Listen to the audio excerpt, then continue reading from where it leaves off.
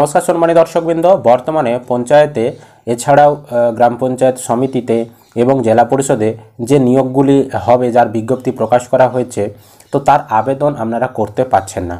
তো আবেদন কবে থেকে শুরু হবে সে ব্যাপারে কী আপডেট রয়েছে, এছাড়াও যারা আইডি বানিয়ে নিয়েছেন, রেজিস্ট্রেশন করে নিয়েছেন, প্রোফাইল বানিয়ে নিয়েছেন, যে এখন বর্তমানে লগ ইন করতে যাচ্ছেন, লগ ইন হচ্ছে না, এখানে একটা ব্যানার দেখাচ্ছে, মানে ইরর দেখাচ্ছে, লগ ইন করতে পারছেন না, সেটা কেন আসছে, সেই সমাধান কিভাবে করবেন। এছাড়াও অনেকেরই প্রশ্ন রয়েছে যে কতগুলো পোস্টে আমি আবেদন করতে পারবো, একের অধিক পোস্টে আবেদন করতে পারবো কি না, এই সকল প্রশ্নগুলো বিস্তারিত আজকের ভিডিওতে আমরা আলোচনা করব। অবশ্যই ভিডিওটি উপকারে আসবে, শেষ পর্যন্ত দেখতে থাকুন।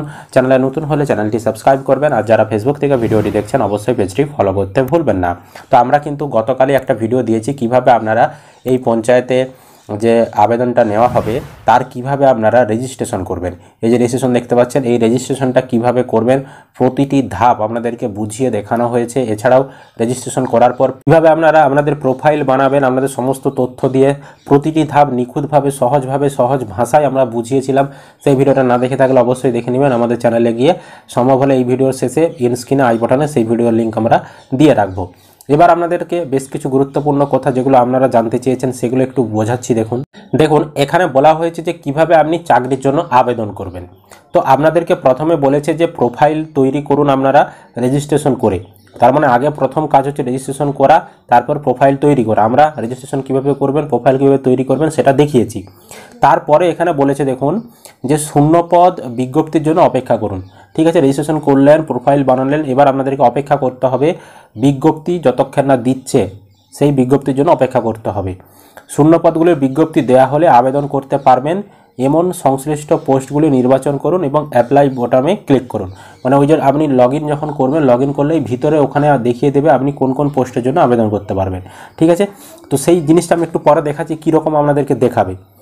তারপরে দেখুন এখানে ব্যাপারটা অনেকেরই পাসওয়ার্ড আপনারা ভুলে গেছেন, তো সেক্ষেত্রে পাসওয়ার্ড ফরগট পাসওয়ার্ডে ক্লিক করে আপনারা কিন্তু আবার আপনাদের পাসওয়ার্ড করে নিতে পারবেন।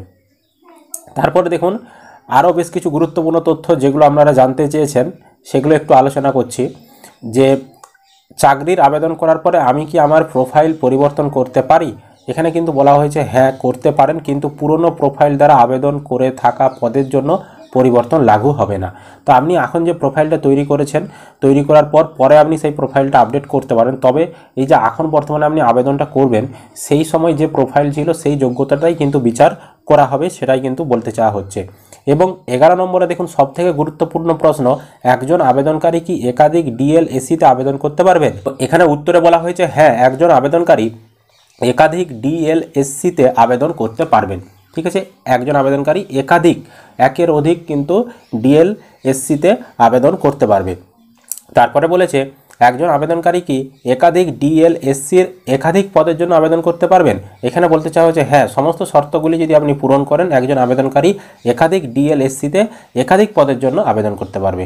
এর মানে হচ্ছে আপনি পশ্চিম মেদিনীপুর জেলার একজন চাকরি প্রার্থী, আপনি কিন্তু পূর্ব মেদিনীপুরের কোনো একটা পদের জন্য আবেদন করতে পারবেন। ঠিক আছে, আবার পূর্ব মেদিনীপুরের কোনো চাকরি প্রার্থী আপনার পশ্চিম মেদিনীপুরের চাকরির শূন্য পদের জন্য আবেদন করতে পারবে।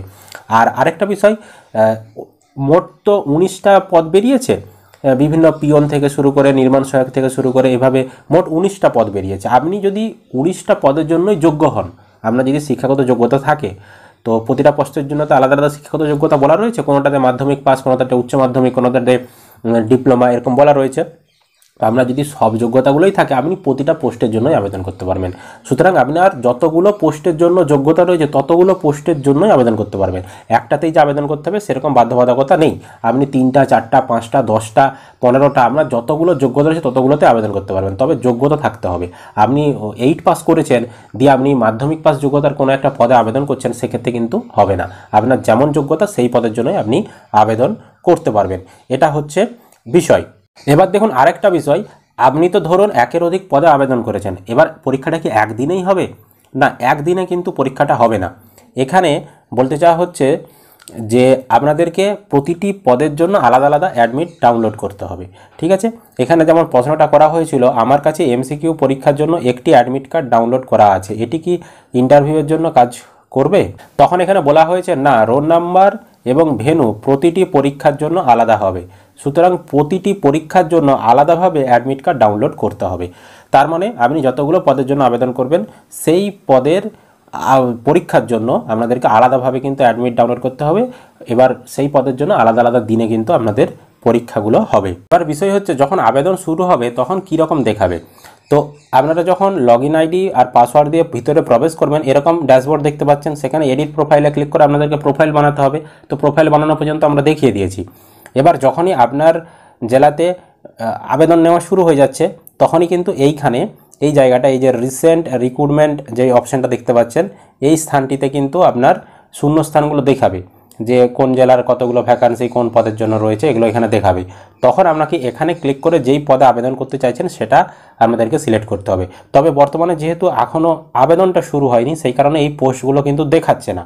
ঠিক আছে, এবার অনেকেই জানতে চাইছেন কবে থেকে তাহলে পোস্টে আবেদন করা শুরু হবে। দেখুন ওই ব্যাপারে এখন পর্যন্ত বিজ্ঞপ্তি প্রকাশ হয়নি, তবে আশা করা যাচ্ছে ভোটের আগেই কিন্তু এই যে প্রক্রিয়া এটা কিন্তু শুরু হয়ে যাবে। যখনই শুরু হবে আপনাদেরকে সেই তথ্য কিন্তু জানিয়ে দেবো কীভাবে আপনারা পোস্টে অনলাইনে আবেদন করবেন। আর আমরা যখন West Bengal panchayat recruitment management সিস্টেমের ওয়েবসাইটে আসছি, তো এখানে আসলেও দেখতে পাচ্ছেন একটা নির্দেশিকা শো হচ্ছে। বর্তমানে এই পোর্টালে শুধুমাত্র রেজিস্ট্রেশন এবং প্রোফাইল সম্পন্ন করার প্রক্রিয়া চলছে, মানে এই রেজিস্ট্রেশন আর প্রোফাইল তৈরি করার কাজ হচ্ছে, এখনও কিন্তু আবেদন শুরু হয়নি। এখানে বলেছে যে আগামী দিনে ডিস্ট্রিক্ট লেভেল সিলেকশন কমিটি তাদের নিজ নিজ শূন্যপদ বিজ্ঞাপনের মাধ্যমে ঘোষণা করলে আবেদন করার প্রক্রিয়া শুরু হবে। নিয়মিত আপডেটের জন্য পোর্টালটিতে নজর রাখতে অনুরোধ করা হচ্ছে। আপনাদেরকে আমরা যখনই শুরু হবে সেই তথ্য জানিয়েও দেব।